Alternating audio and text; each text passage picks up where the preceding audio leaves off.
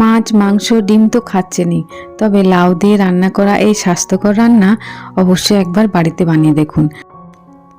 যারা লাউ খেতে একেবারেই পছন্দ করে না তারাও এই রেসিপিটা মুগ্ধ হয়ে খাবে। নমস্কার, আমি দেবযানী মণ্ডল, আপনাদের সকলকে দেবযানী রান্নাঘরে স্বাগত জানাই। চলুন তাহলে আজকে রেসিপিটি শুরু করে নেওয়া যাক। আমি এখানে 500 গ্রাম লাউ নিয়েছি এবং সেটা বেশ কয়েকটি টুকরোতে কেটে নিচ্ছি।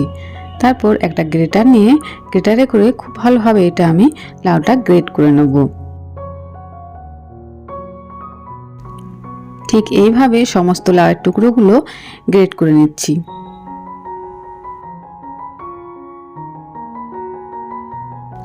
এরপর গ্রেট করে নেওয়া লাউটার মধ্যে এক্সেস যে জলটা আছে সেটা আমি হাত দিয়ে ভালোভাবে চেপে চেপে জলটা বের করে নেব এবং একটা কন্টেনারের মধ্যে এই লাউগুলো রেখে দিচ্ছি। দেখুন কতটা পরিমাণে জল এই লাউটার থেকে বেরিয়েছে। এই জলটা আপনারা ফেলে না দিয়ে রান্নায় ব্যবহারও করতে পারেন। এরপর আমি আরও একবার এই প্রসেসটা অ্যাপ্লাই করব।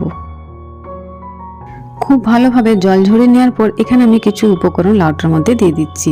দিয়ে দিলাম একটু আদার বাটা, দিয়ে দিচ্ছি কুচি করে রাখা একটা মিডিয়াম সাইজের পেঁয়াজ।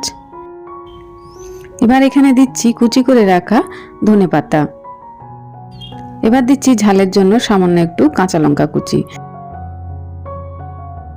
দিয়ে দিলাম ধনের গুঁড়ো, দিচ্ছি জিরের গুঁড়ো এবং দিচ্ছি এখানে পরিমাণ মতো বাইন্ডিং এর জন্য বেসন।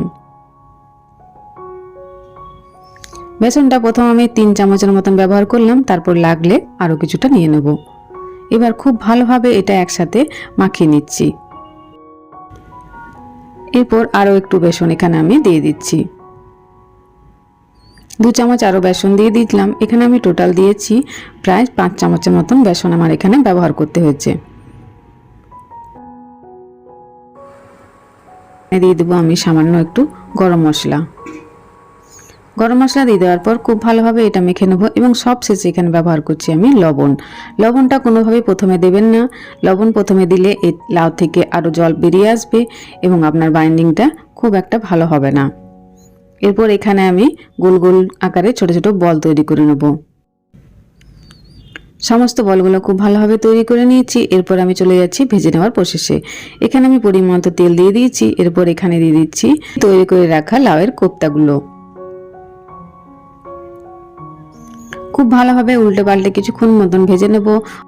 অবশ্যই এটা লো ফ্লেমে ভাজতে হবে, তাছাড়া উপরের দিকটা ভাজা হয়ে গেল ভেতরটা কাঁচা রয়ে যাবে। এই প্রসেসে সমস্ত কোপ্তাগুলো আমি খুব ভালোভাবে ভেজে নিচ্ছি। সমস্ত কোপ্তাগুলো খুব ভালোভাবে ভাজা হয়ে গেছে। এরপর এগুলো চলে যাব রান্না করে নেওয়ার প্রসেসে। এইগুলো এতটাই টেস্টি হয়, আপনি এগুলো শুধুই এটা পরিবেশন করতে পারেন। তবে এগুলো রান্না করে নিচ্ছি। এখানে দিয়ে দিলাম 2টো তেজপাতা, দিয়ে দিচ্ছি একটু শুকনো লঙ্কা। এরপর এখানে আমি একটা পেস্টের ব্যবহার করব। এটাতে আমি একটা টমেটো দিয়েছি, একটু পেঁয়াজ এবং একটা কাঁচা লঙ্কা দিয়ে একটা পেস্ট তৈরি করে নিয়েছি। এই পেস্টটা এখানে আমি দিয়ে দিচ্ছি।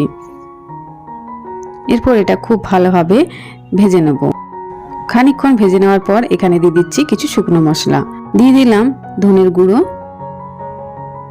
দিচ্ছি সামান্য একটু জিরের গুঁড়ো এবং ঝালের জন্য একটু শুকনো লঙ্কা। মশলা কিছুক্ষণ ভাজবো। দিয়ে দিলাম স্বাদ মতো লবণ, দিচ্ছি সামান্য একটু হলুদ গুঁড়ো। এবার খানিকক্ষণ মশলাটা ভেজে নিচ্ছি। মশলাটা খুব ভালোভাবে ভাজা হয়ে গেছে। দেখুন মশলা থেকে তেল আলাদা হয়ে আসছে। এরপর এখানে পরিমাণ মতো জল দিয়ে দিচ্ছি।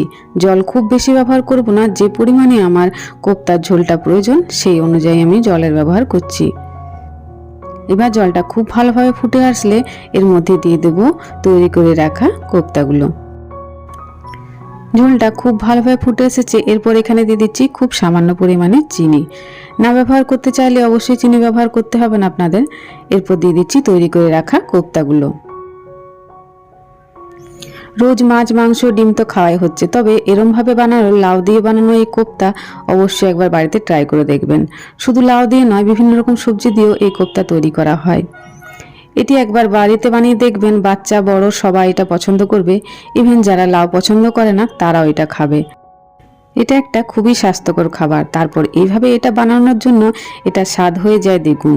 গরম ভাতের সাথে অবশ্যই একবার এই রেসিপিটি বানিয়ে দেখুন। এরপর এটা মিনিট 5 ফুটে যাওয়ার পর এখানে দিয়ে দিচ্ছি চিড়ে রাখা কয়েকটা কাঁচা লঙ্কা আর দিয়ে দিচ্ছি সামান্য একটু গরম মশলা এবং সব শেষে ছড়িয়ে দেব সামান্য কিছু ধনেপাতা কুচি। ব্যাস তৈরি হয়ে গেল আজকের এই লাউয়ের কোপ্তা। তাহলে দারুণ স্বাদের স্বাস্থ্যকর এই রেসিপি অবশ্যই গরম ভাতের সঙ্গে একবার বানিয়ে দেখুন। এতক্ষণ আমার সাথে থাকার জন্য ধন্যবাদ। আজকে আমার রেসিপি যদি আপনাদের ভালো লেগে থাকে তাহলে অবশ্যই রেসিপিটি লাইক, শেয়ার, কমেন্ট করবেন এবং চ্যানেলটি সাবস্ক্রাইব করে পাশে থাকবেন। ধন্যবাদ, ভালো থাকবেন। দেখা হচ্ছে পরবর্তী নতুন একটা ভিডিওতে। Bye bye.